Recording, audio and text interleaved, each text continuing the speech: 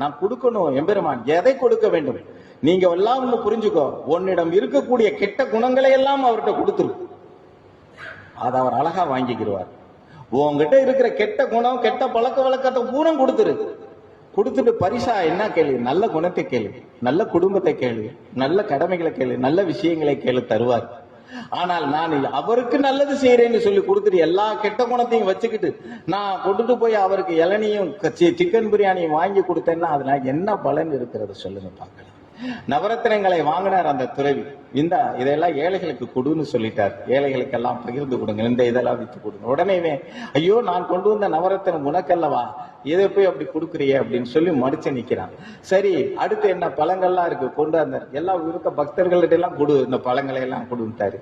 உடனே இவர் எதையுமே எடுத்துக்கிற மாட்டேங்கிறாரே அப்படின்னு சொல்லி அந்த வந்தவன் நிற்கின்றார்.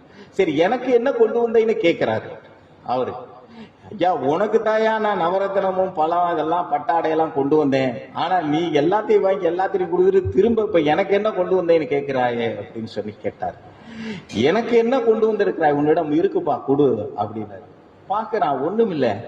நான் வஸ்திரம் போட்டிருக்கிறேன், என்னோட கூட வந்தவர்கள் இருக்கிறார்கள், என்கிட்ட ஒண்ணுமே இல்லையே ஒண்ணுமே இல்லையேன்னு சொல்லி நினைக்கிறாரு.